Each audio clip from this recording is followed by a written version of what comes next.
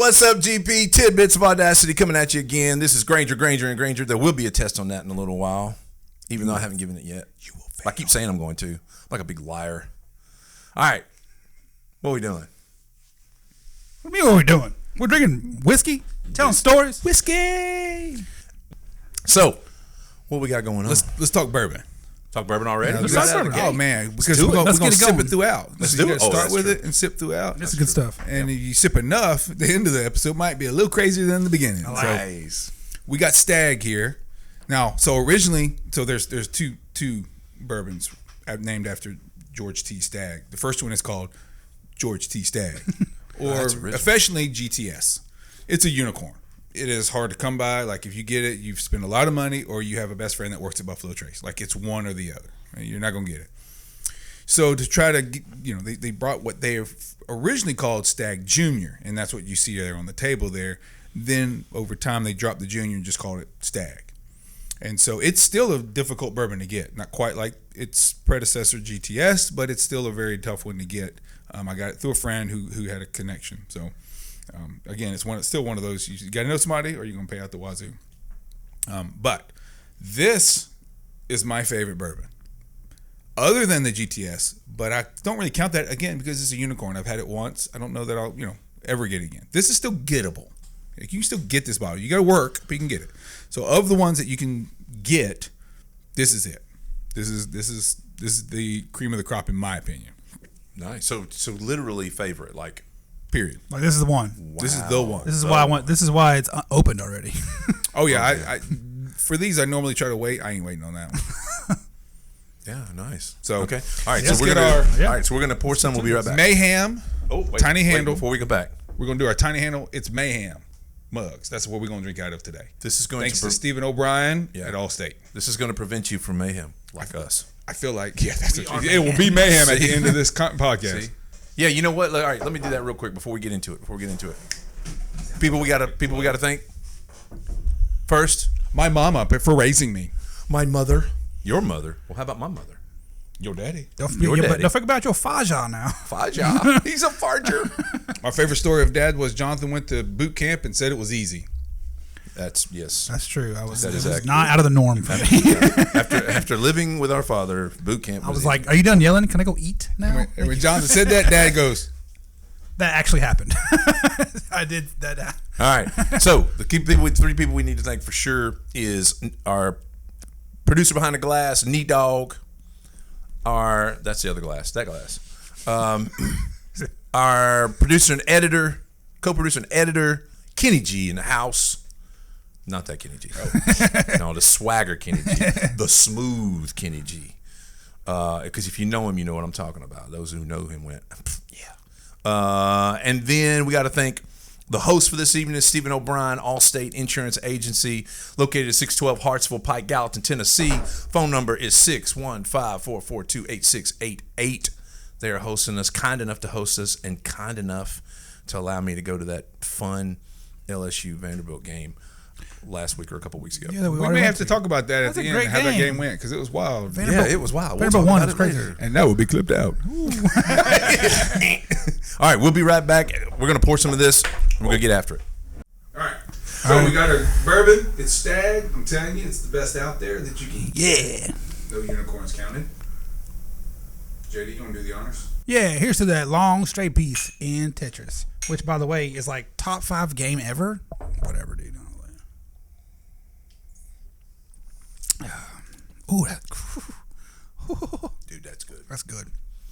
And I'm not a bourbon guy. That's Jonathan, you want to read off the proof on that? I don't want to say it before Jason took a sip. That's smooth. It is 128.9 proof. Yeah. That's stout. Yeah, that is. And that's what sticks out to me the most is how high proof it can be, and yet It's still smooth. doesn't hit you with Right. It's still doesn't hit smooth. you. Wow. I'm warm. So that's why I wasn't joking when I said at the end of this podcast will be different.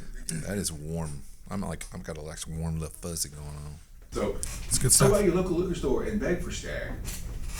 And drink it in an Allstate tiny handle.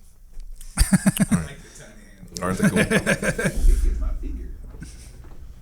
It is a tiny handle. Cool. It's like I a don't small even remember ear. if he ordered these or they just said here and just threw them on him. I can't remember. It was funny. Like me. So, yeah.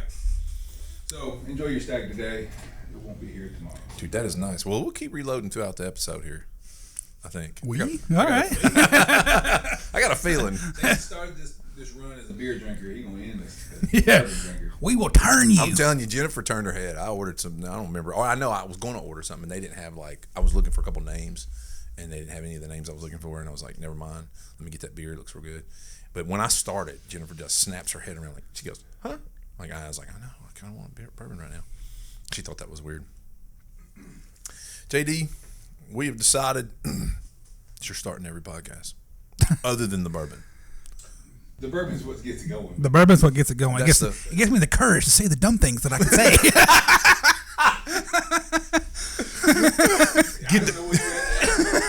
Yeah, really. What were you drinking before you came in with man puns? Well, we didn't need courage for that. We're in for a show today. Go swipes. We're in for a treat. I mean, I don't know. I was thinking about it. Like we went to Orange Beach recently. You did too. You just came back. Something that stood out to me coming back. I don't know if y'all saw it. Hopefully y'all did. There is a festival that goes on in Alabama called the I'm already laughing. Alabama. Listen, I know what you're going to say. For the record, I have no idea what he's about to say. No. For the record. No. For the record.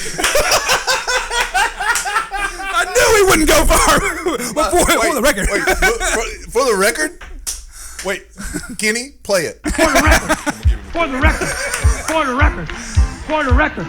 So there you go. on the way back, I don't know if y'all saw it, but there's a festival called the Alabama Shakespeare Festival.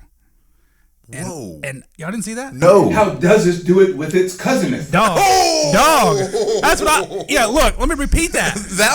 Let me repeat that. Thou art sleepest. The Alabama Shakespeare Festival. Look. Romeo, where the hell you go? Hey, Romeo, don't come back. You got them scratch offs. It is the East, and Romeo is as bright as Tuscaloosa on Saturday night, baby. Roll Tide. That's all I can think about. And I saw Alabama Shakespeare Festival. Hey, mommy's big comb. I don't know. To roll tide or to not roll tide? That is the question. Hey, to do it or not, that's what I'm trying to figure out. I don't even know. Hey, Juliet, I'm tell you something. I don't care what you say. We're naming our kid Bear Bryant. Hey, $3 with cloud dust, baby. I mean, Juliet. Long time, Juliet.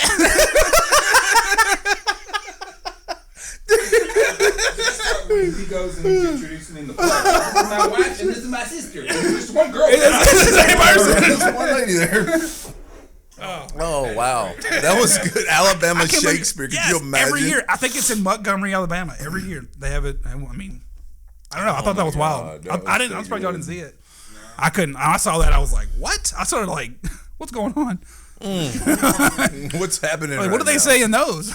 And then of course the whole ride home. So now the whole ride home, all I could think about was what they would say. And the poor kids in Alabama are grown up thinking Romeo and Juliet are cousins this whole time. Montagues and We so close. We so close. We related. I can't even do like that's my redneck voice. It's Daryl. You know, it's. I'm tell you something. Yeah. I can't even do another like. Hey, I ain't never been nowhere. That's Willie and Wanda. Yeah. I ain't never been nowhere. That's Rick and Bubba. Rick and Bubba. Who are in No longer. Broken no up. longer. Oh, they're in Alabama. Yeah. Back when they were Yeah. 15, they were That's right. They were in Alabama. That's right. All fastly back. They had a little breakup. Redneck path. Don't know. Yeah, I hate to hear that. Yeah. They had like a They had that big of a breakup because they were already off the air. well, they had a deal that with each other that whoever if either one of them decided they were done, then they could pull the plug. Yeah. They did. I mean, one of them did. I don't know which one. They were already off of like major air, right? They would already kind of. They did like a podcast like this. I think it's the same concept. You could okay. stream it somewhere. Yeah. Dad used to watch it every morning or most mornings. Yeah. Gotcha. Well, it is what it is. Interesting. That was Alabama Shakespeare. I don't know what to do with Shakespeare that, though. Festival. I want to go. So, you ready to dive in? Let's do it. All right. Question. I don't know if it's the question that we ask or I think it is a question that we can ask. I think we can just ask the question. Okay, first. Oh, boy. I don't know which way to go. Why? So, I was about to ask a question, but it's axiomatic. It's an axiomatic presupposition. How dare you? You want me to finish that statement? No, not the triangulation of anyway. I do it. So Triangulation. it's a fair. I think it pretty much is. It is axiomatic that the church is feminine. I need to quit hitting the table. What? No, I've said it joking. What? I have no idea what axiomatic means. Oh, it just means so it is self-evident or unquestionable. Yeah, it just I'm means just it's saying just that, and I don't obvious. want our, those viewers and listeners to be like, "What are they talking?" Because I don't know. It just means So like there it's you go. just super obvious. Like it don't even need to be said. It's so obvious. So like, it's axiomatic that we are crazy. Yes. Okay. It is an axiomatic position to say that the church is feminine. Was. Kind of is. In a lot of cases. Oh, here we go. Kind of is in a lot of cases, but maybe it was too. I can okay. go with that. I can go with Okay. that. Let's define And church. my question was going to be why, but go ahead. Let's define church. Well, okay. Let's start with definitions first. Okay. Are we talking about the church as a whole, right? Because I'm a big believer in, and I think you guys kind of view the same point. And we're, by the way, all part of 3 different churches, all within 30 miles of each other, right? So 3 different, well, not 3 different cities, 2 different cities, but yeah, we're all very close, but 3 different churches. I thought yours was in Mount Juliet. It is. I was So it about is 3 to, different I was cities, going to technically. Well, he's in Mount Juliet. We're in Mount Juliet. You're in. Oh, that's Gotcha. right. It is Mount Juliet. Yeah, we're just down the road. In Lebanon. I'm super. Yeah. So I'll tell you what I know. I am a believer. Let me just start with my first belief is that there is one church in this town, and we are branches of that one church. We're different expressions of the one body, right? So I consider it all one church. Mm-hmm. That's belief. Just like I hate using the word "let's go to church," I really would rather use the word "go to church service" because the church is the people, it's the body. But we still say church, whatever. I'm not going to beat the hammer. Take a hammer over for semantics, right? But that's what I want to get to is like, are we talking about the church services itself as far as how the services operate? Or are we talking about the church as a whole in the local expressions? Or are we talking about church in the global sense of the people and everything, how it's operated, how it's being ran? And I don't want to get too deep into the weeds of the details, but Okay, so we can start let's there. break that in a little bit. So I'm not thinking global for sure. So And I didn't think so, but I am thinking the other two though, both. I'm thinking the people, and I'm thinking the church. Honestly, it is a business. It has to be run like a business, or you flop or you fail. So I think the sort of business of church and really the church people, because if you're looking at statistics, it's super lopsided, the amount of women that go to church versus the amount of men. What's the current stat?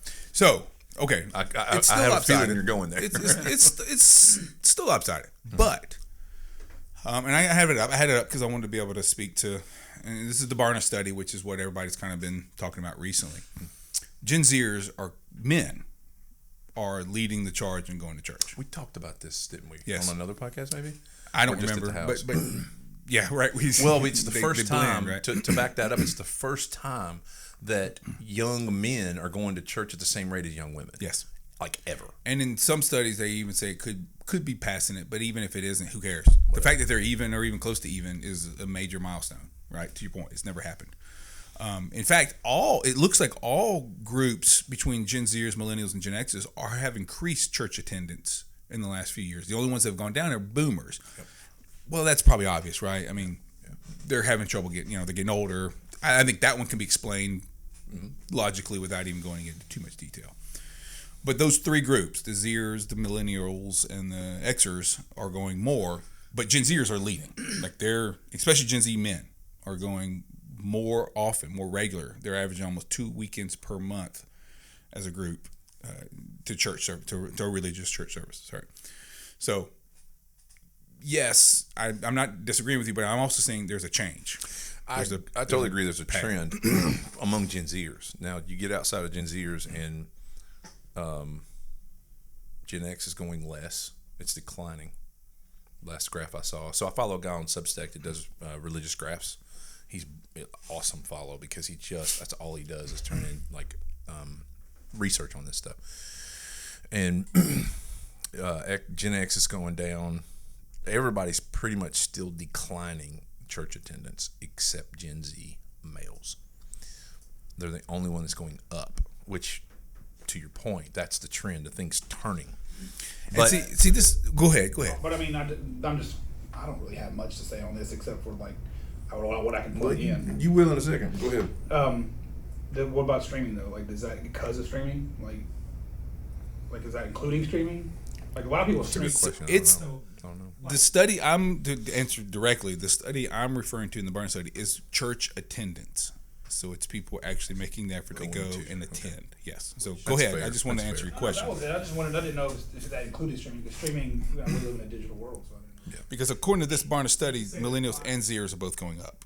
You can say they're declining, but then again, you would think Gen Zers would be the ones streaming. Well,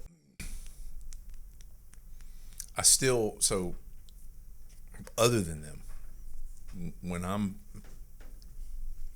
still having a hard time, sort of sometimes convincing men that it's worth it to them to get their butt in church. And their responses often are valid responses. I'm going to go and we're going to hear this sweet song and these girls are going to raise their hands and everything's going to be about love and unicorn farts. And it's very emotional. Yeah. And I'd go to church for unicorn farts. I would too. I would go there for that. That would be cool. Yeah. This week, unicorn farts. I mean, it's just that's the overall sort of conversation. And I once asked this question to somebody who would know the answer, and I said, "What is it about the feminization of the church?" And here's the gut honest answer I got. You market to the females because they're the ones showing up. Mm-hmm. You want people in your church, you go get the girls. Unfortunately, my response to that was, I'm still more interested in going after men. Because if you get the men, you get the whole family. So those statistics, I can spit that out real quick. Those statistics are, if a child comes to Christ as the first in his family, there's a 3.5% chance that the rest of the family comes to Christ. If the mother comes to Christ first in her family, there's a 17% chance that the rest of the family comes to Christ. If the father is the first, that number goes to 93% chance that the entire family comes to Christ. Those are valid statistics. You can fact check me. So I'm still interested in going after the men, but we've got to give them a product that appeals to them. So what makes church feminist? Or not feminist, but what's feminizing the church? Energy. Yeah. What is it? There's where I knew you were going to want to chime in on that. Well, I mean, yeah. I mean, it's it's emotional. It's an emotional thing. Hey, I'm going to raise my hands and I'm going to close my eyes and I'm going to do this and I'm going to go talk to my neighbor. Nothing men want to do at all. I mean, truth be told, also, there might be the authority thing. A lot of men, they say, hey, I want you to go do this. And as a man, you go, I ain't doing that. I don't want to do that. I'll do what I want. There's an authority problem. There's the emotional problem. I don't know. That's just off the top of my head. Okay. I mean, to your point, when I joined the church we're at now, I sat down with the lead pastor, the executive pastor. We shared a little bit. And I just told him, I said, look, God's called us to this church and we submit ourselves to the authority of the leadership here. And he chuckled. He's like, I haven't heard that in a long time.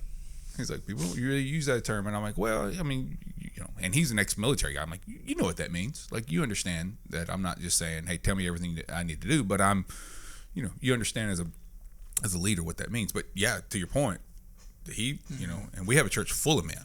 And he kind of chuckled. Like, I hadn't heard that. And he's like, I can't wait to go home and tell my wife what I heard. This is funny. I was like, yeah, go right ahead. I don't care.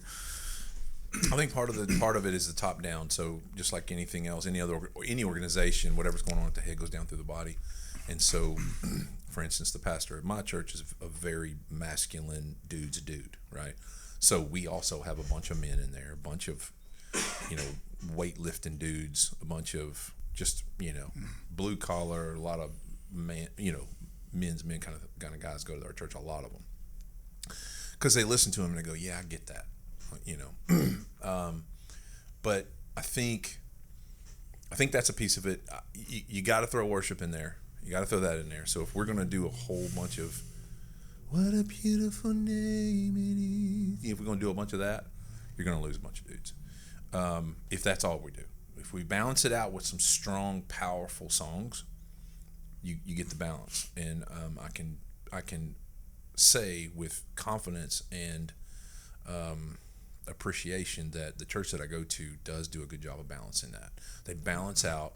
They're going to open up with some power. They're going to open up with strength, and usually one or two in is like, let's go, and dudes are like high-fiving, and it's a thing. And then we kind of move into, all right, let's settle in a little bit, and then it becomes, like you said, maybe sometimes a little bit more emotional. Part of it too, and let's just be fair, part of it is the sort of lack of awareness of social intelligence that on men's part, just in general, and that's a social construct. That's the socialization of don't cry, tough it out, be a man, you can do this on your own. That's a thing that men have been told over centuries now. Maybe not centuries. Well, yeah, at least a couple. And so now you got that to deal with. Now you got to go, hey, by the way, doesn't make you weak if you cry. Now, I don't need you to blubber an idiot all the time, because there are moments when I need your strength and I need you to set your emotions aside and be a man, right? So I talk about, I'll throw this in there, and then I know you are thinking some things, and I want y'all to pick up on it, but I wrote a piece once, and I put it in the new book. Got to get the book. It was a little piece called "Phases of Leadership in a Crisis," and what I talked about was the three phases are acknowledgement, assurance, and awareness. The acknowledgement was you get into the crisis. So I used the easiest one to use was my daughter flipping her car. I'm sitting in a restaurant around the corner. No dad wants to get that phone call. By the way, your daughter's flipped her car upside down in a ditch around the corner from your house. Boom, I'm out the door. I get there. The car's in three pieces in the ditch. I look over. My daughter's fine. She's got a little scratch on her arm. She's telling jokes. Maddie, she's telling jokes. And I was like, that's how I know she's okay, because she is absolutely cutting up and having a good time with this. Now, she was still in shock, but she wanted to make sure I knew she was okay. That's why she told the joke. I look at her and I start checking her out to make sure everything's and sometimes shock prevents you from knowing you've been hurt. You could tell more stories about that than anybody. And so I'm checking for that shock. Are we good? We still good? We still good? Everything was good. Okay, so I acknowledged what was going on. I also acknowledged that I'm okay with that car being in the ditch. I don't care about the car. I can replace the car. I can't replace you. Got it. So then I'm going to assure you now everything's going to be okay. I'm not mad at you. I'm glad you're alive. I'm glad everything's okay. This is going to be fine. This is why we have insurance. Let's go. So I've assured her that everything's going to be okay. So that sets her in a better place. My wife, my ex-wife, and her all walk back to our house. I take care of getting the car towed. I take care of everything. In the midst of all of this, I have taken all of my emotions and set it over to the side. There is no emotions in this moment. I got business to take care of, right? You got mission. Exactly. And the Jordan Peterson statement, be the strongest person at your father's funeral. This is a moment where I'm going, I got this. And so I take care of everything. Here's the problem. I didn't get to the awareness part right away, which you're not going to. But at least I got there, and I'm going to explain it. I get the end of the night. She goes home with her mom. I'm getting in the bed. At the end of my night, I always read. Sit down with a book. I can't even look at the page. The page looks like it's doing this. And I'm like, what's going on? And then I'm thinking, what I got tomorrow, what I got next week, what I haven't taken care of. Oh, I better do this. I got to take care of that. I got to text that guy back. All this stuff's going through my mind at 90 miles an hour. And I'm going, what is going on? Now I look over at Jennifer and I go, look, I don't know what's happening right now, but I gotta go out. I gotta go outside or something. I gotta go for a walk. I don't know what's going on. I'll be right back. And I couldn't put my finger on it at the time. I get up, I start walking around. As I start walking, it hits me. I've never dealt with the emotion, which was the awareness. I never dealt with that third piece over here. So many men don't deal with that piece. So many men can acknowledge and they can assure, and then they stop. And then they bottle it, and then they explode. And it's that third piece, awareness, what's going on with my emotions. And so I had to realize, oh my God, my daughter could have died, and she didn't. And so I'm okay. And, you know, I ended up going in her room, and I'm not even going to tell you the rest because we've been taught not to cry. But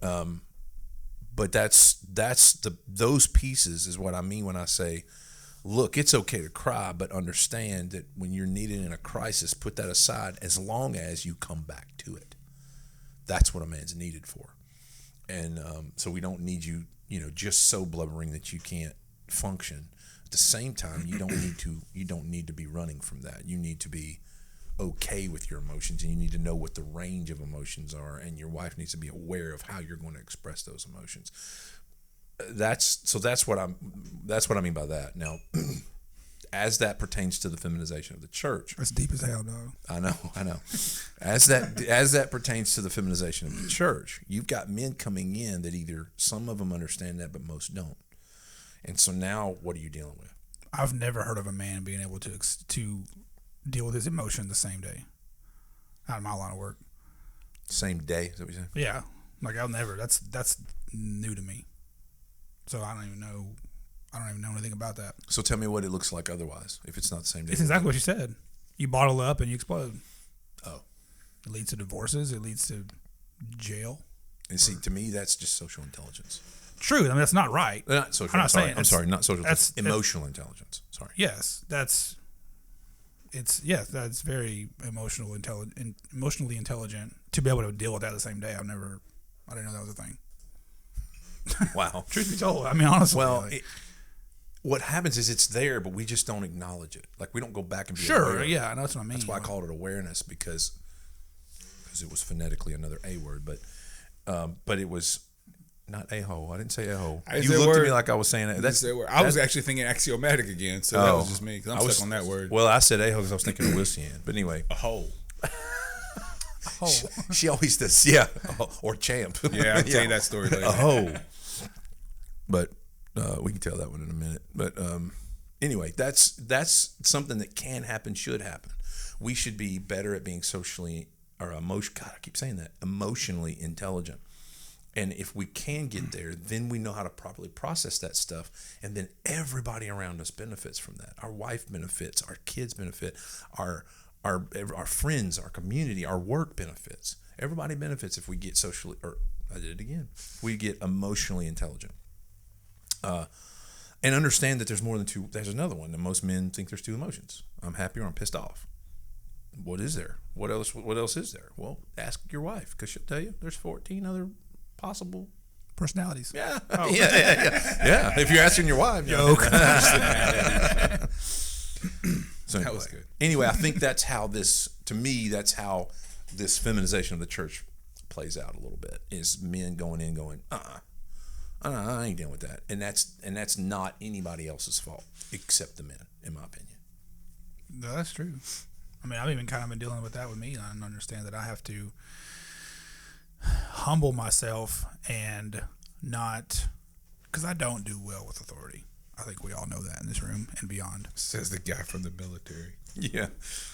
Yeah. Well, that's why I'm part of it. But, yeah. So I've had to humble myself and just kind of like take a step back and be like, all right, what needs to be done? What can I do?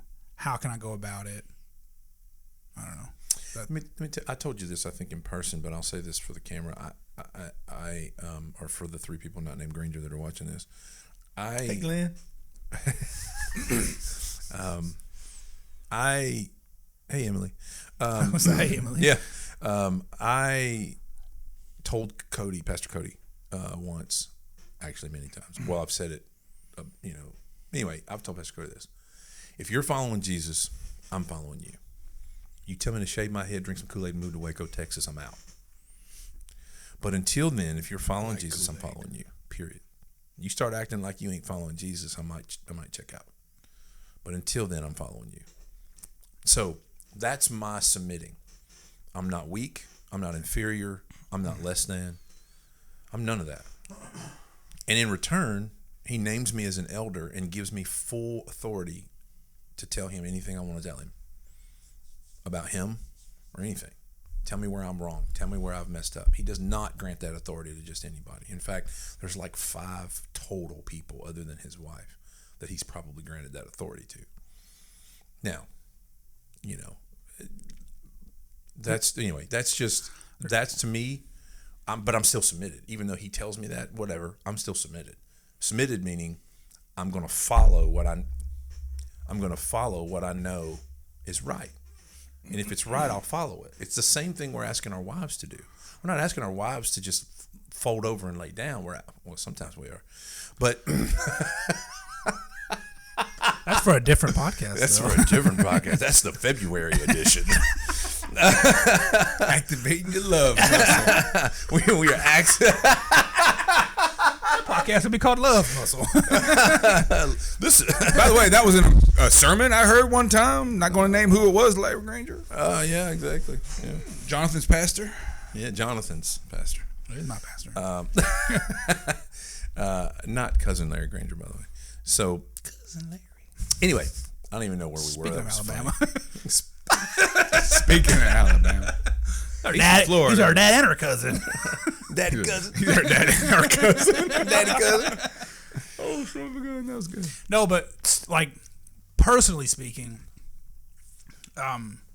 that's growth, I think, because we have a dad that's been a pastor longer than you've been alive, so longer than any of us have been alive. So we see leadership. We see authority happening to, not from, if you mean. Because I never saw Dad. Dad has a pastor. He's always had a pastor, but we never seen him submit to another person. So for me, it's always been that way. I've always thought in my head, and you're right. And I wanted to touch on that was we can't just go in and say, hey, we're going to just believe everything you say. You say it in me. That's truth. I will never do that. I have to go, no, I'm going to look it up for myself. I'm going to see what's what. I will trust 90%, even my own father. I'm going to trust, a lot of what he says, because Dad does a lot of teaching. He does a lot of preaching, which I love. But, so it's done by pure science, literature, facts. But we still have to go through, it's like you still have to figure it out for yourself. And like you said, if you're telling me to shave my head and move to Texas, I'm not doing that. But if you're telling me what you're telling me is biblical, then I'll follow you. But we still have personal responsibility rather than just blind following. Excuse me. So your own father was told back when he was first pastor in his early 20s. A man told him, "Look, I just want you to tell me everything I need to do. Tell me what to do, and I will do it. And that's how we're going to walk." And Dad was like, "No, my job is not, as a leader, is not to tell you what to do, but it's to lead you in how to find out how to do what you're supposed to do. Lead you to hearing from the Father and reading Scripture and knowing what you're supposed to do." And that's the true leading, right? You're not submitting to tell me everything what to do. You're submitting to how can I find out how do I know to do the right thing and to know how to walk things out that I'm dealing with. And you're going to help lead me on figuring out how to do that, not what to do, but how to find out what to do. That's leadership in general. Teachers are bad about that. You got to teach how to think, not what to think. And that's why I homeschool. That's another podcast. I'll go on that. True, and that's me and Jen will talk about that too. But last 3 chapters of my book are dedicated to what university is trying to teach kids right now. Yeah, but to piggyback on what you just said is this is the same thing we're asking from our wives. Yeah, I mean, a lot of people talk about Ephesians 5 and they say, hey, wives are supposed to submit to their husbands. Here's the thing. What they don't catch is the beginning of that says that we're to submit to each other. That's the first part. That's the very first part of that chapter. Then it says, wives submit to husband. Then it's a duality of submission. So wives submit to husband and husbands submit to Christ. And if both don't happen, it's not biblical. That's my take on that. It helps ladies go, I ain't submitting, But if we're asking them, what are we asking them to submit to? Servanthood. As long as I'm serving my wife, she wants to follow me.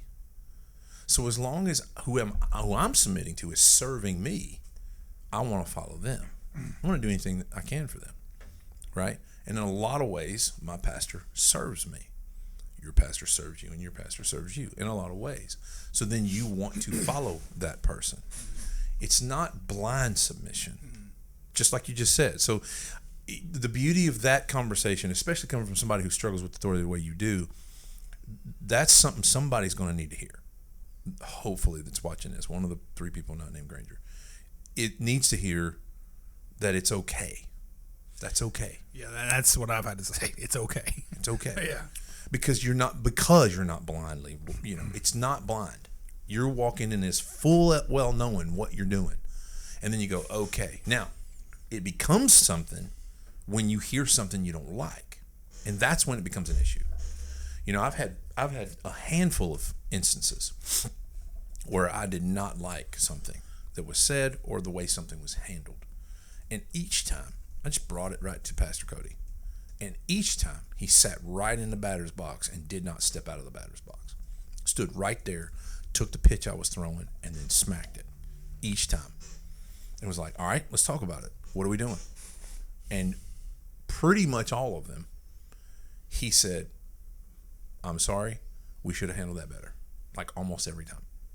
He handled it like a leader does. A leader says, I'll lead the people, I serve the people that I lead, lifting them up, allowing them to take credit for the successes while I take blame for the losses. That's what leaders do. We see it every Saturday on the college football coaches. Where's your brain right now? Well, I've been to all 3 of our churches, right? So I think I'm the only one that's been to all 3. Yeah, that's correct. And I can tell you now. Our pastors are friends, by the way. Oh, sure, absolutely. So are ours. It's true too. And I only point that out is I can, from a visual standpoint or understanding of all 3, neither one of our churches would ever be considered feminine by anybody. No one would be like, man, your church is kind of, a little. That's true. That won't happen. I can say that from experience of being a part of all 3 of them, right, to some level, right? I know 2 of the pastors really well. I know the third one via proxy. Right. None of them would be considered feminine at all. None of them also would be considered fire and brimstone, hit you over the head with a hammer and do what I say kind of guys. None of them. Right. Now, focusing just on my own church for a moment, one of the things I think they've done well is everything we're talking about. They recognize men are men. Let's not expect men to be emotional for the sake of being emotional. Let's not get men together and let's talk about our feelings and talk about, what did we think about when we did XYZ? We're not doing that. What they are saying is let men be men. Like, we're men. And I went to a men's retreat, and our pastor has a vision of having 1,000 men through this retreat in 10 years, right? So we're hitting 100 men a year, that sort of thing. And I went through it, and because I was like, I don't know what this is going to be about. And it was, you go in there and you chicken and barbecue, and you grunt, right? Scratch. And then spit, and all that stuff, right? Burp. And then you sit down and you be like, all right, what's keeping you from reaching your full relationship with the Lord? And then some stuff comes out, right? It's now like, and we're not talking feelings. We're talking literally like just cognitive. I'm dealing with these things. This is the stuff I'm struggling with. Right. This is where I'm. And the thing that impressed me the most was it wasn't all right, we're going to pray and now everything's good. We're going to pray and everything's fine. It's no, we're going to call these things out in detail. We're going to call what the things that you're struggling with. And then we're going to work on the tools that it's going to take to overcome them on a daily basis. It's taking your cross up every day. Right. It's a quick fix. It's put your hands up, Lord, heal me. Okay, I'm healed. I'm not saying God can't do that. He's done it.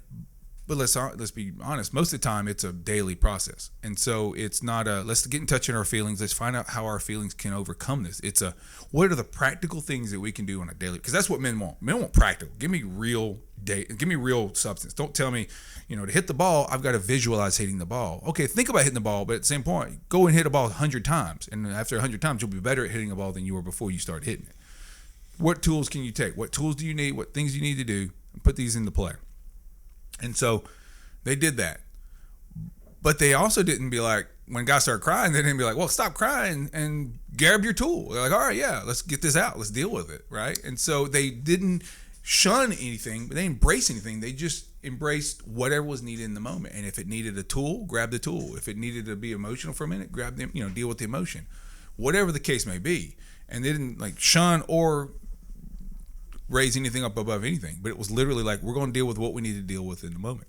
Now, I'm hearing y'all talk about your, dealing with emotional things and dealing with emotional things, and I may be emotionally deficient because that's kind of how I operate. I just kind of deal with it and I go. I don't process. I don't think necessarily. I'm just like, yeah, that's is, and I go. That's me. And so I appreciated the fact that it's like, it's either grab your tool and do what you got to do or deal with it. Either one's fine as long as you're getting closer to the Lord. And so I like the fact, I'll wrap it up with this. I appreciate the fact that my church is a bunch of men, real men, who are ready to be real men, but aren't afraid to be like, how you feeling?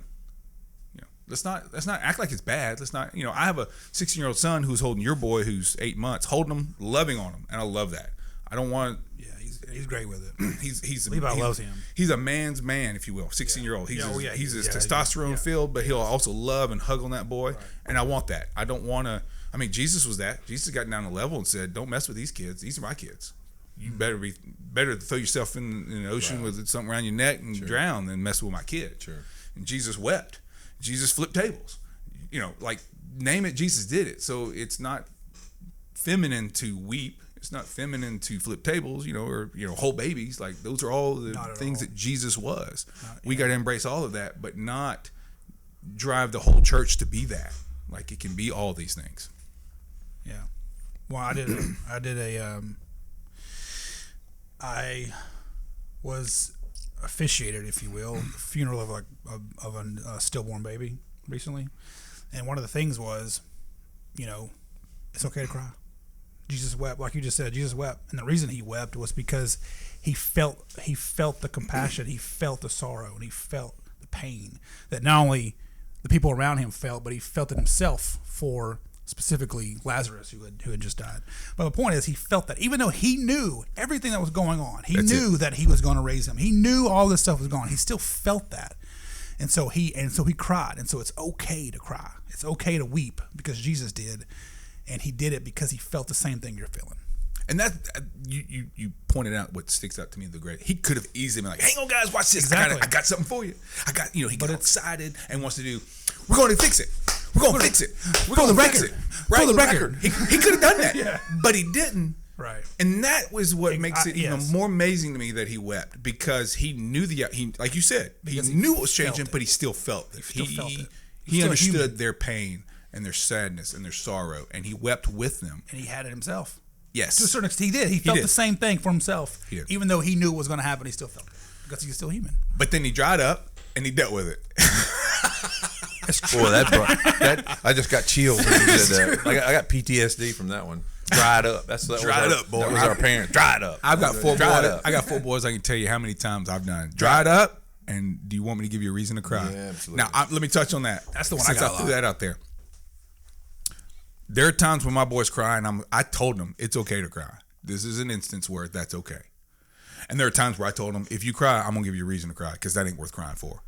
Now we can go into the details of what the difference between the two are, and that's a whole different subject and story. But it points to what we were talking about a while ago. But it does. Know when to and when not to, and I don't need you to be so blubbery that you can't step in when you need to be stepping in. And we have men, young men right now, particularly millennial generation, that oftentimes finds themselves just a blubbering mess. They can be. And they can't, you're not any good to anybody. And that's what you were talking about, I think, sets them in that mode to know the difference. What's the difference? Know it and then operate in it. So to come back full circle to where we started with, I feel like Gen Zers in that mentality, and I'm speaking from having kids in that age range. Me too. And seeing men like they're not blubbering idiots, right? Mm-hmm. They're not out of tune with they're not like the guys in World War II who were like, go kill people and don't talk about it. Like, right. Not to be over whatever. But they're in that mentality of, this is all, I think they have a good balance, which is why they don't mind going to church. And churches now recognizing, our church, I think your church is, and I know your church is, are recognizing the importance of men being in a part of the church. And they're doing what they need to do. And they're not recruiting per se like, let's do men's programs. It's just, let's become who God called us to be as men, and men will come. And that's what's happening. All right. So I'm encouraged for the first time in a while, to be honest with you, that There is a turn. there is a turn. I agree with that. And I can't remember. I think I mentioned this in the Charlie Kirk episode. Gen Zers are leading a revival, and We talked about that because of that article I wrote. Yeah, yes, about that's saying the same right. thing, That's right. We did cover that. Yeah. It's been so long ago.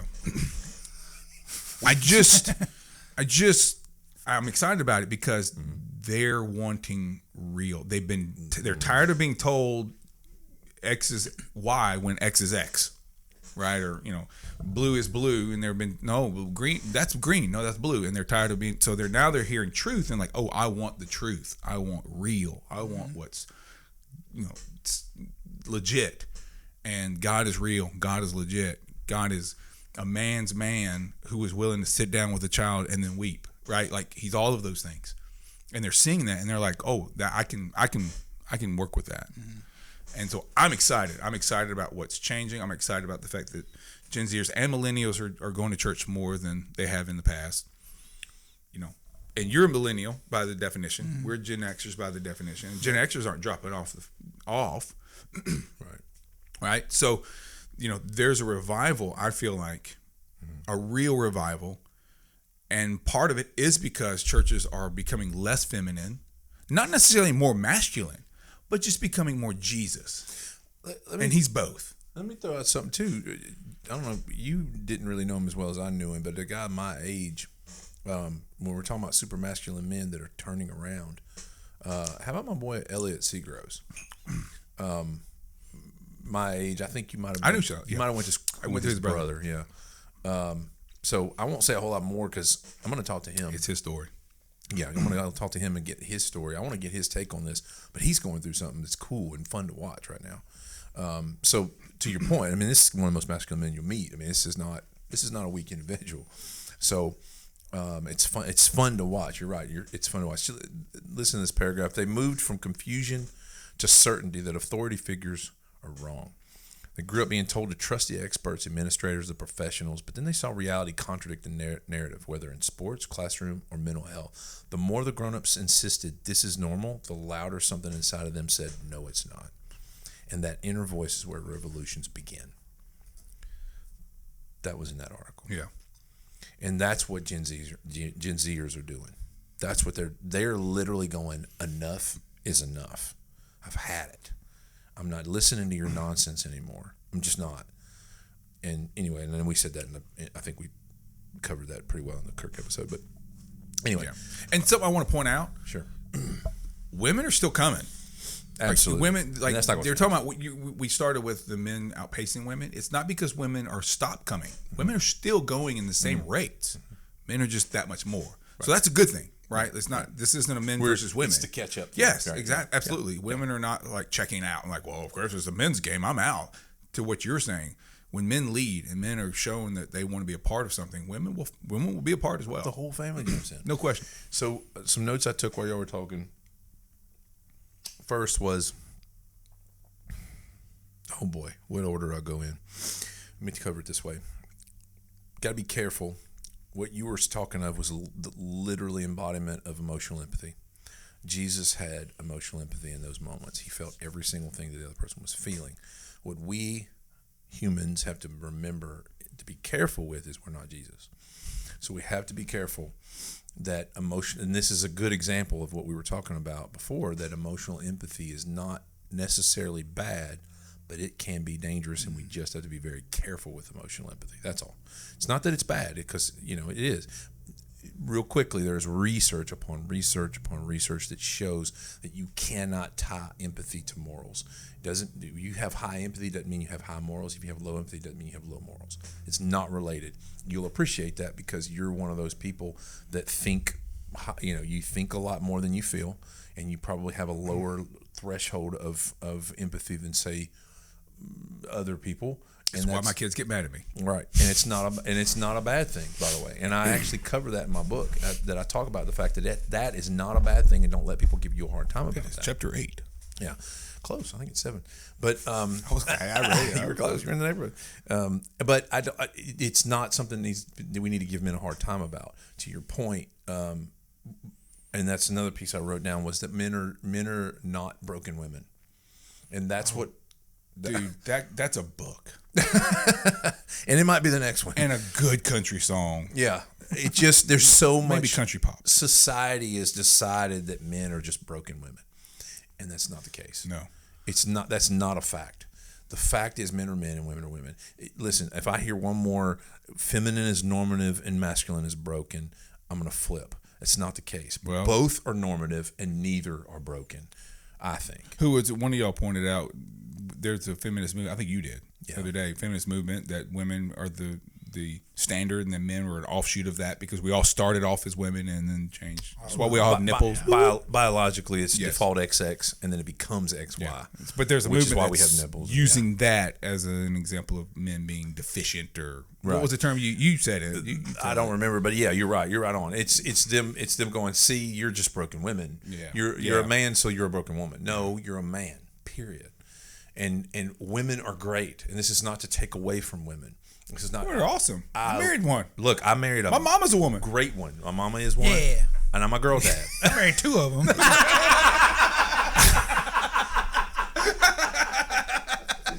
Hashtag me too. How many girls do you have? I mean, including bonus girls and everything. 5. 5 daughters. we're- And I we're- love every we love single one women. of them, and they're amazing. I got the greatest wife in the world. Y'all lose. This is from Richard Reeves. His statement is, we can have 2 thoughts at one time. Yeah. Okay? We can say breast cancer is killing women. Okay?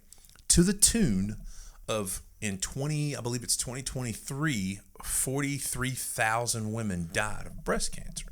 That's an epidemic. We got to do something about that. We can say that. And at the same time, we can say that same year, 39,000 men killed themselves. Yeah. Those are close numbers. We can say 2 things at one time and address them both and it not take away. This is not a zero-sum game. This is not a zero-sum game. Yeah. This is not a zero-sum game. We're not saying take away. We're not saying move the spotlight from here to here. We're saying open, broaden the spotlight. That's all we're saying. And so men are not broken women. So you're right. Like you said about the retreat, this is what got my attention. When you were talking about the retreat and you were talking about how men just get to be men. People need to understand, society as a whole needs to understand that men just need to be allowed to be men. Men are going to risk. Men are going to go towards danger. Men are going to not always, and I say men, let me clarify. Okay, think bell curve. Okay, bell curve. You just think of bell. Yeah. All right. Most men fit in the inside. Oh, yeah. 80%, if you will. Yeah. Most men fit in the middle. You are one of those. You are one of those. And then there's there's 2 tails that go out to the outside of a bell curve. Mm-hmm. I fit into the little tails. I don't fit into most men. Okay. But most men, what are you trying to say? I fit in the tail? Maybe. I could fit in, man. I mean, I could, I can fit in the tail if I need to. Clipped. Leave that in, Kenny, please. I mean, I'll clip it. No, but they're the outside tails. That's the minority. Most men are who I'm talking about. I'm not talking about. There's an exception to every rule, and you cannot you cannot base everything on the exceptions. Nothing's absolute. You can't do 100%. laws, you can't do decisions, you can't do anything based on the exceptions. You have to do it on the rules. Absolutely. Generalizations predict. Let's just put it that way. Generalizations that's the point. predict. That's the okay? point. So, and because if we can predict, we can help. You have 105 people doing something. You got 5 that don't. You don't base the law on the 5 that don't. You base on the 105. Yeah. And so, on average, men are going to go towards danger. They're going to risk. They're going to think and feel later. They're going to. That's just how they're going to process things. They're going to process emotion through action. They're going to go, hey, hang on a second. I got a rough phone call on my way home, honey. I know you made my favorite meal, but I can't eat it right now because I can't even think, much less have an appetite. I'm going to go outside. I'm going to work on a lawnmower that I'm never going to fix because I got to get my hands to something. I've got to process my emotion this way. I'm going to think of words to say while I'm doing this, and I'm going to come back inside. I'm going to deliver it all to you, but you're going to give me a second. Okay? That's your typical interaction. I literally last night spoke to a man who is struggling with his marriage, and that exact story happened. And I've been telling that story for months, by the way. A made-up story in my head, and he literally is it. He told me the entire... I was like, you embody what I've been saying for months, bro. He literally got a call that his dad was dying of cancer on his way home, and his wife was there to meet him, and everything was supposed to be great, and he looked at her and he goes, hang on a second, and he went outside, and he just started putting his hands to something. Literally the story I've been telling. And I went, holy cow, dude, I've been telling that story for months. He's like, really? I'm like, yeah, and it's you. And I just met you last night. And tonight, you know, it was like I just met it for the first time. It was our first session. You a prophet. I don't know, but no, it's just it's the generalization. Yeah. It's the generalization. He fit into the generalization, and he was like, "This is exactly what happened, and this is exactly how I deal with it." It has to be okay that men be men. It has to be okay that you compartmentalize when you think, that you think in compartmentalizations, and she doesn't. That's got to be okay. Okay, boil that one down. She comes to you and says, I really sense this. I sense in my senses, in my discernment, in my intuition, I sense XYZ.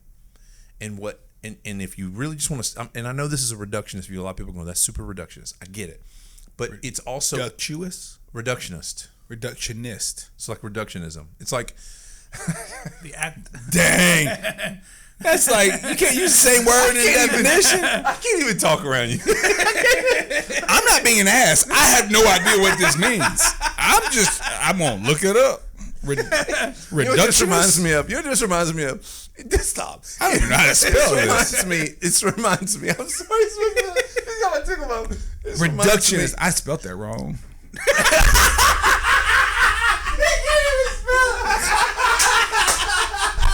Google, fix it for me. That's perfect. Google goes, I know what you meant. Thank you, autocorrect. I know what you meant. For the record, I flunked out of college. These two guys are in college. One's got a degree. One's working on them. He's gotten like 7 degrees at the end of the week. I don't know. That has nothing to do with anything. You're still smart. I'm the dummy in the room.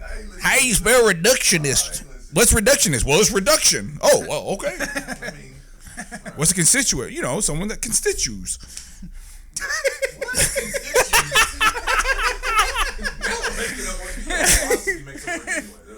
What is it? You told somebody 76% of statistics are made up on the spot, and 100% of them are on this post.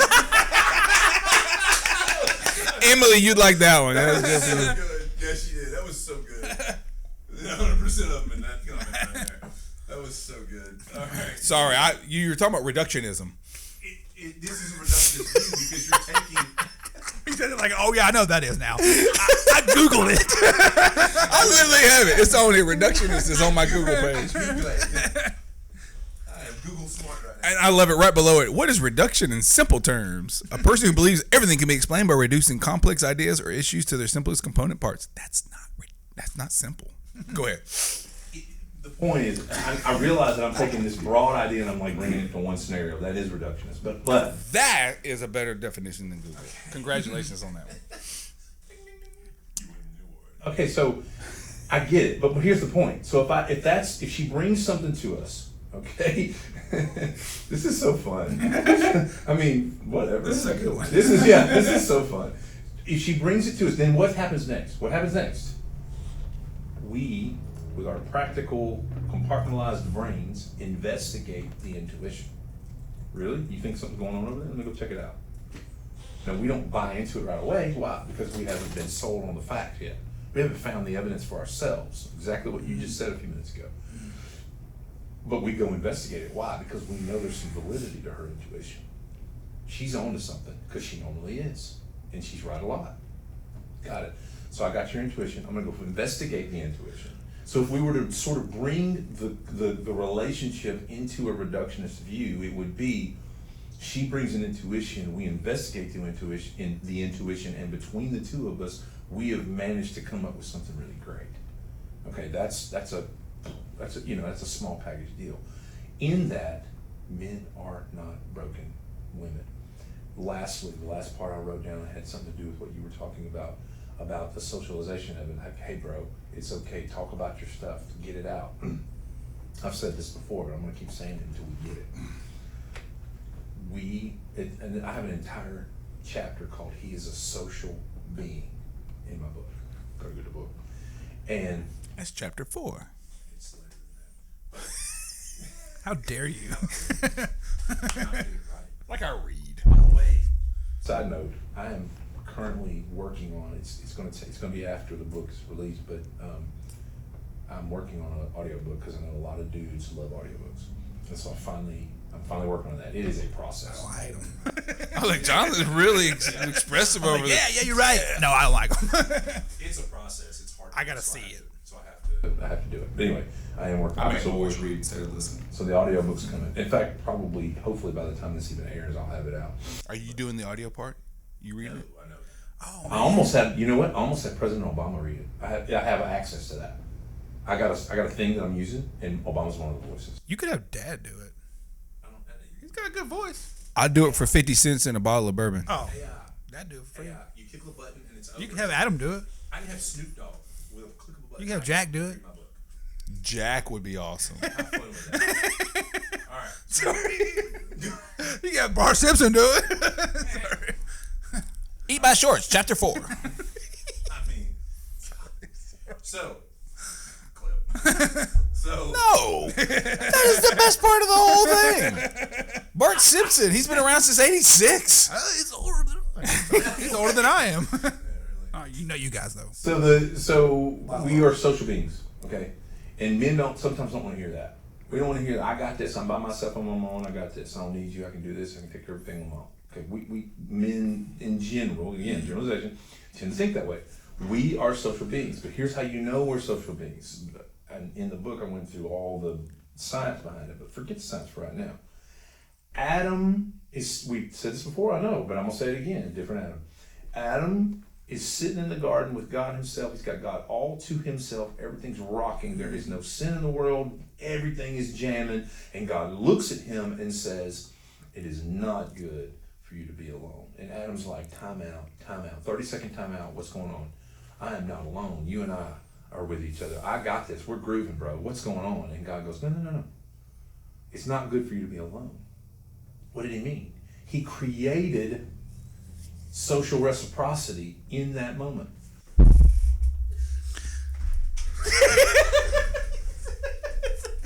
SOCIAL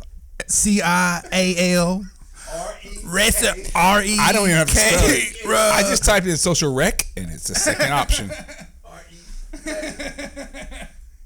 Listen, I am not that smart. You're making me sound a lot smarter than I really am. Smarter than anybody in his room. Listen, no. Listen, The axiomatic of the social okay, go ahead. Anyway. Reductionism. Can't spell it. Can't say it. You know what it reminds me of? Hey, Juliet. That's where I'm going back to now. What happened to reductionism? I thought we were getting less cousins. Why we got more? Where for our damn reduction? Why we have so many cousins? I told y'all this stag's going to make the podcast a little bit different than the beginning. I told you it's coming. He nailed it. Hey, on that note, Jason's like, I need more. I'm I'm going to cut you off. Martha. So I did look up social reciprocity. Yes. Okay. It's just reciprocal. It's an exchange. I'm just kidding. Listen, I will say this. We gotta all admit to this. Every one of us have to admit to this. When I listen to Big Daddy Larry preach, I have a dictionary handy every time. Every time he speaks, I have a dictionary. And I still laugh because he's the one that actually said love muscle. I mean, but dog, he uses a word in every sermon that I have to look up. Oh, no question. Every sermon he uses a word I have to look up. I'm like, wait, what? And I have to Lately, he's been getting into it. He's been a little more preachier than. Has he really? He's been teaching preaching. Last few, he has been actually tapping into his preaching side, and it's been really good. I love the teaching. If he takes a handkerchief out and starts swinging it, I want to know. I always say, Yeah. you got preachers who can teach, and you got preachers who can preach, and then if you can mix the two, then gold. Pastor Crew does a great job of this. What he does is he starts by teaching, and he flows into preaching. And it is like art. And I remember one time I asked him, we were in a room, and I said, do you? And I pointed some things out that he does. I go, you did it on purpose? He goes, I started doing it about 2 years ago. I was like, sorry, I'm not catching on. Yeah. talking about manliness, my pastor used a sword and was swinging it around while preaching. So I'm just saying. Tell me if yours does that. Yeah, so He pointed at people and said, I'm going to stab you with this. yeah. So we know. Calm down, Jared. Based on He didn't really actually say stab you. He's just like, I'm going to pierce your heart. Uh-huh. Sorry. You're gonna have to say that. So We're gonna clip it. this is great stuff. I don't know if you know. Kenny's watching. He's like, what the hell's going on with these guys? Can he quit? He's like, I don't know. Jesus, I walked away from the computer and I am done with you fools. I just hit your. You might want to check that. I'm telling you, dude. I knew it was coming. Completely left you. That's all right. Sup, yo. Anyway, We got to wrap this up. Yeah, we do. So, social reciprocity. All right. Anyway, This went longer than I thought it would. Yeah. This subject. And you know what? I could talk about the subject for a lot longer. So, Honestly, I didn't think I could, but I can. you've been read this entire. Good Lord have mercy. But you know what? The good thing is you loud enough. Jonathan's mic picked you up. that is true. I think what happened was one of those times that it turned. I grabbed it like that to move it back. Jason muted his mic. I muted myself. Wow, that's amazing. So to wrap up, Whatever. God is reciprocal. Jesus. here's the reality. So we started talking about the feminization of the church. It's really been kind of the theme. Lost theme. With a theme, but and men being social, men being okay with being emotionally intelligent, and men and society being okay with men being men. I want to touch one thing on that. And I don't want to interrupt. Yeah, no. Because for me personally, I don't necessarily need to talk about my feelings Right. necessarily. Now, I've gone through some stuff and dealt with it, whatever. Sometimes just hearing that someone else is dealing with it, that's good enough. Like, I'm having trouble with this. And the guy goes, man, I've been dealing with the exact same thing.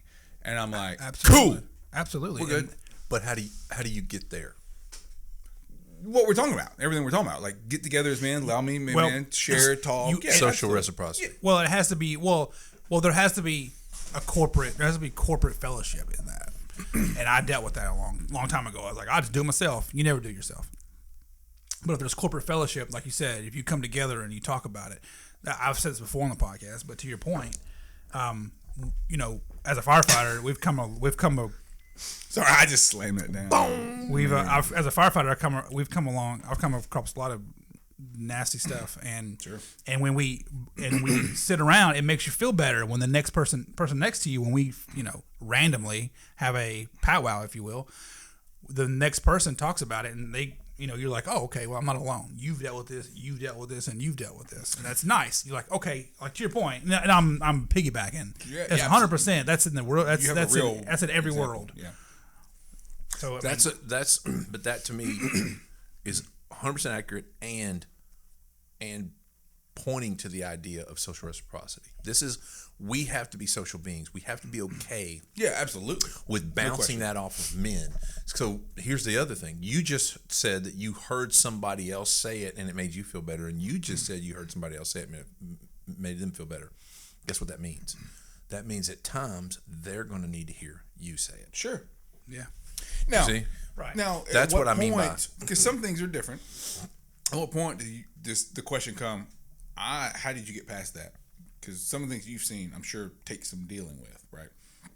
And so, going back to what you're saying, that comes back to, all right, well, then here's how I got through it the time I did.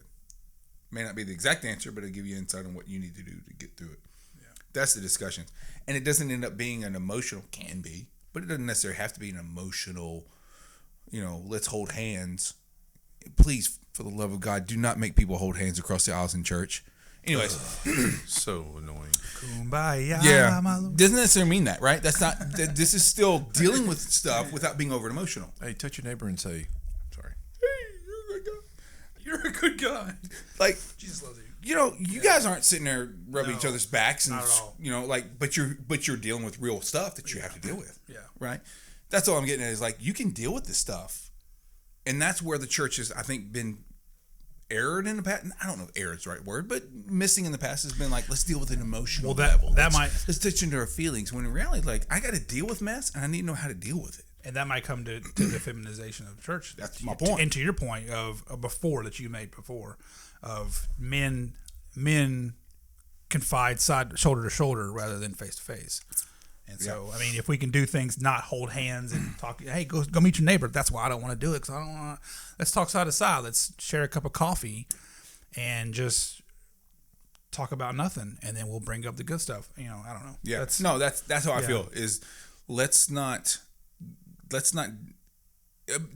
focus on emotions. Let's not ignore it, but let's not focus on it. Let's just deal with what needs it. If emotion is part of it, great. If not, that's great. But if we got to sit around and say, hey, I went through this scenario and this is how I got through it, and the guy next to you went through it but hadn't dealt with it, okay, cool. Now I know he's gone through it. I can either find out how to deal with it, or I know that he's made it through, I can do it. Instead of you saying, I've dealt with this thing, and somebody goes, well, how did you feel going through that? Were you happy? Were you sad? Were you scared? Were you like you can punch him. Let me we punch that guy. He said, like, yeah, and I'm again, I would admit I'm probably the least emotional intelligent in this table that we're talking about, like, of the three, because But you represent most men. Perhaps, but like, I don't mind dealing with stuff. I've cried. I'll cry next week, I'm sure. I don't know. Like, I'm not against it. I don't think it's bad. I'm not going to seek in it. I don't want it. But I just want to deal. I want to get over whatever it is. If I need to deal with something, let's deal with it. Let's find out the answer. If it's a scripture that we need to find to give us direction, if it's a tool that we need, whatever. I don't care. I just want the answer. Now, if there's an emotional part through it, fine, whatever. The client last night said he got to a place where he's a man's man, works with his hands, strong dude, big dude. And by the end of the night, he had cried twice, and he got done, and he goes, well, thanks for letting me talk it out. That's how it ended. Thanks for letting me talk it out. Meaning, he hadn't done that. Yeah. To anybody. And then I leaned into his friend group, and it turns out he has a great friend group. I said, have you ever tried? He goes, maybe. Like, then we need to turn maybe into yes. And because, to your point, by the way, I didn't say this earlier, but you were talking about how Dad said to that person, I'm not here to just tell you what to do. Exact same thing in the counseling relationship. I'm not here to just tell you how to make your life better. I'm here to give you the tools to make you better, so you don't need me. My job as a counselor is to make you fire me. Otherwise, they're dependent on you, and that's 100%. Not any better. No, you don't. You're no better if you're depending on me. Yeah. My job is to get you to fire me. Just like as parents, we're not raising our kids to be dependent on us. My job is to raise my boys to be gone. To not need you. I don't want that, but that's my job. To make sure they're gone so they don't need me. Yep. 100%. That's my role. 100%. All right. No, I think this is a good one. All jokes aside. One. Yeah, this is a And I could go. We go a lot longer. Yeah, we could go 2 more hours. This could be a part 2 to this if we wanted. Right. Yeah, I will end my portion on this. If you had asked me 3 years ago, I'd been like, the church is feminine, and I can't stand it as a whole. Yeah. Today, I don't feel that way because of the changes I'm seeing, because of the excitement I'm seeing in young men, and to your point, young women are awesome, and women have an incredible role. There was a woman on Jubilee that came out about a month ago. Ali Stuckey, I can't remember. Ali Stuckey. She's incredible. I Yes. just saw that today. She is an incredible spokesperson for the Christian faith, and that's another podcast for another day. My point about her is that this is not a man, like, men are the answer per se. I'm a big fan of hers. I said she's Charlie Kirk without the antagonism. Like, she is. I can't say good enough things about her. But my point about my point of pointing her out is that this isn't about men being everything. She's an example of a woman who's incredibly great spokesperson. Sure. So men and women, but we haven't seen men like that other than Charlie Kirk, right? That is going to speak Christ and speak Jesus, and but she is in a loving way that I can't fathom. So I lost my train of thought with her, but my point is, I have excitement. Yes, it's not about men, but men are joining the cause that women have already been a part of. Right. Women have been a part of this. Women have had this desire. Women have had this art. And I think if you ask women, hey, would you be okay with a bunch of men joining in and help being a part? I don't think any of them in the real church, and I say real church, not the feminist, Unitarian, short-haired crazies. And yes, I said that. I don't care. the real church is like, yes, let's partner up. Let's go. Let's be a part. Let's what'd you say in Ephesians? Let's submit to each other. Let's work together. Let's walk together, and let's do what we want to do, which is extend the kingdom of God, to bring heaven on earth, and to see Jesus be a light of the world, and see people praising His name above all things, regardless if it's a man leading the charge, a woman leading the charge, or a young person or old person, whatever the case may be. If people are praising the name of Jesus due to the changes that are made in this world based on Gen Zers, millennials, or Xers, I don't care. Let's make it happen. Everyone in their right mind would say, let's do it. Who's going? Pass the offering table. Pass the offering plate. Pass the offering plate. Oh, we cheer. I'm trying to pass the offering plate. He's like, cheers. I wanted another sip.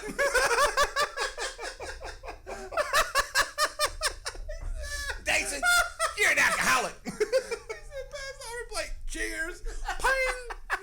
God, Next time somebody passes the offering plate, I'm gonna go. I'm gonna bump it. Oh, that was good. No, that was good. Done. Legit. That was a sermon. Welcome to my TED Talk. That was legit. There you go. All right. Should we end there? Or should we tell? We have to tell. We have to. We have to. Okay. Because it's Jonathan. Okay. It is. It is. So dare you. here's how we're closing the evening. By the way, we didn't even do, but we won't. We'll do that next time. Y'all not getting any tips tonight. Y'all got a bunch of pro tips tonight, so y'all don't even need that. So we're not doing that. I'll let you kick it off. The year is 1988. Is it really? Did you know that? It's February. I was probably one. Yeah, because Jonathan was not quite one yet. Wow. Oh yeah.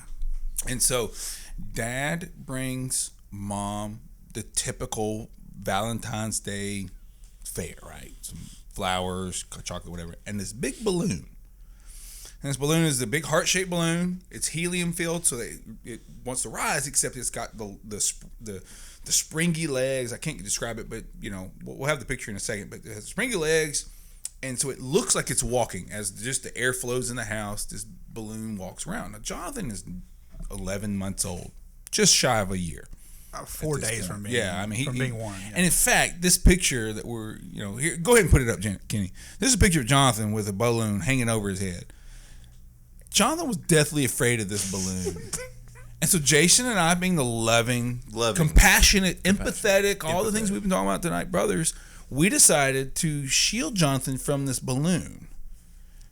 Actually, we decided to tie it to his leg so that everywhere he crawled, it went after him. The balloon chased him. So Jonathan would crawl and look back, and there's this balloon chasing after him, right? Well, our mother got so upset at us that she decided to take a picture of it, which is the picture that Kenny just showed a minute ago, or a second ago, and that's the picture of Jonathan being deathly afraid of this balloon. So, mothers of sons, it's not for the faint of heart to be a mother of boys. I'm telling you right now. But it made Jonathan the man he is today.